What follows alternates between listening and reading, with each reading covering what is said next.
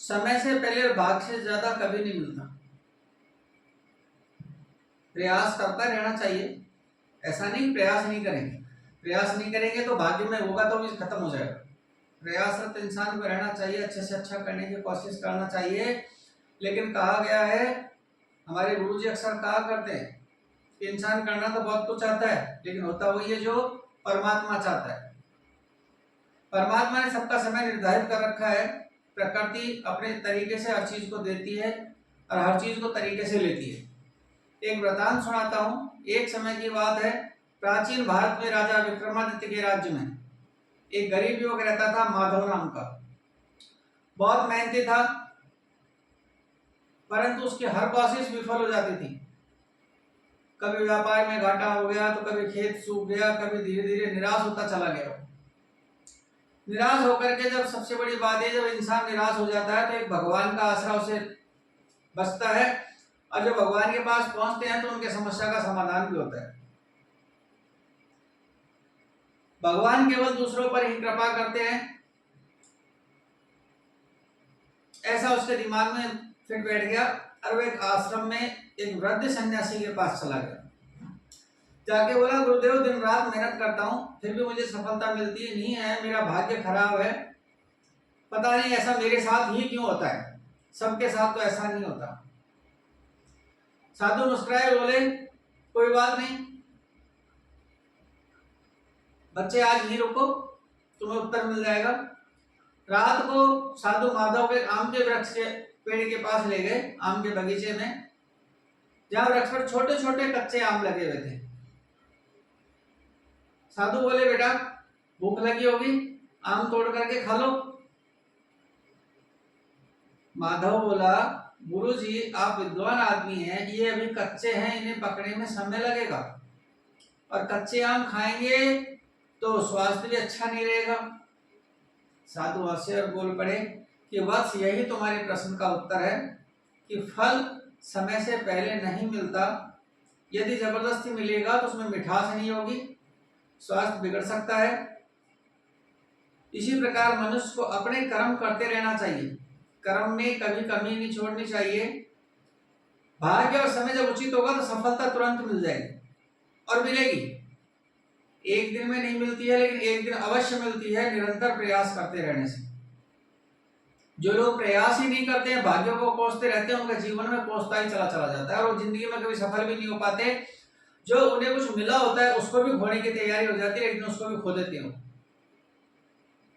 इसलिए जीवन का आनंद लें। फिर साधु ने आकाश की ओर देखते कहा कि सूरज भी प्रतिदिन निश्चित समय पर ही उदय होता है। यदि वह अकस्मात आधी रात को निकल जाए तो माधव क्या होगा? माधव ने कहा, महाराज क्या होगा? यदि सूरज आधी रात को निकल जाएगा अकस्मात, तो सारा संतुलन बिगड़ जाएगा प्रकृति का।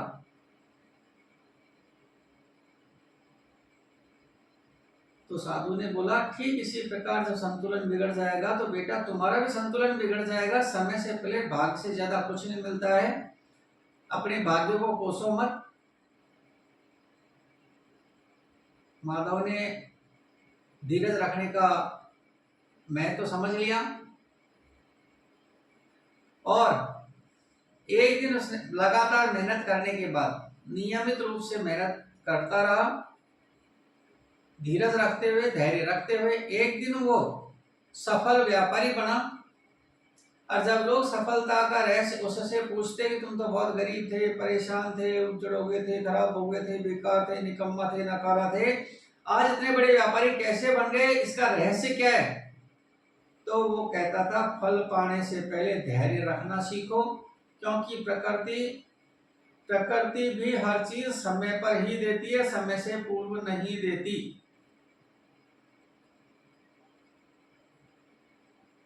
और धैर्यवान मनुष्य अपनी जिंदगी में हर चीज की सफलता प्राप्त करते हैं।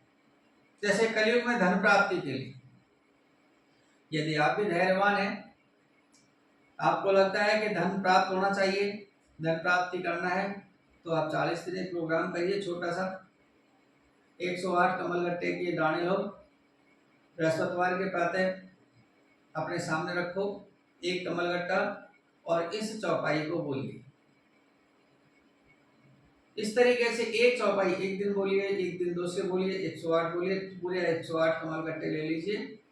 लास्ट एंड में उन्हें साफ सिल करके कमलगट्टे को लाल कपड़े में छिपा लीजिए और लेकर के श्री धूप दीप दे करके श्री सूक्त का पाठ करके और अपनी तिजोरी में रख दीजिए। जहाँ भी आप पैसा रखते हैं, जेवर रखते हैं, आपके धन दान की कमी नहीं रहेगी, रुका हुआ पैसा आएगा, फिजूल खर्चे बंद हो जाएंगे। और वो क्या कहते हैं आपके चौपाई में आपको बता देता हूँ कि जिम सरिता सागर महु जाही जद पिता ही कामना नाही। जिम सरिता सागर महु जाही जद पिता ही कामना नाही। तिम सुख संपत्ति बिनहि बुलाए धर्मशील पहि जाय सुभाए। चौपाई को पढ़िएगा। यदि आपके कभी मान लो समझ में नहीं आती बातें तो आप मेरे डिस्क्रिप्शन में नंबर दिए हुए होते हैं, उस नंबर पे आप कॉल करके पूछ लीजिएगा, कमेंट्स में लिख दीजिएगा, कॉल करके पूछ लीजिएगा। ये प्रयास आपके लिए, आपके परिवार के लिए, इष्ट मित्रों के लिए सिद्ध साबर मंत्र है। प्रयास करके देख लीजिएगा, आपको निश्चित रूप से सफलता मिलेगी। और फिर एक बार मैंने बोलना चाहूँगा, धैर्य रखिए, धीरज रखिए। समय एक दिन आपको अवश्य ढूंढेगा। आपको नहीं ढूंढना है, समय आपको ढूंढेगा। लेकिन धीरज और धैर्य रखिए, परमात्मा पर विश्वास रखिए। जिन्होंने अपने इष्ट पर विश्वास रखा है, जिन्होंने अपने परमात्मा पर विश्वास रखा है, जिन्होंने अपने माँ बाप पर विश्वास रखा है, गुरु पर विश्वास रखा है, परमात्मा ने उनकी हर इच्छा मनोकामना पूर्ण की। आपको लगता है कि चैनल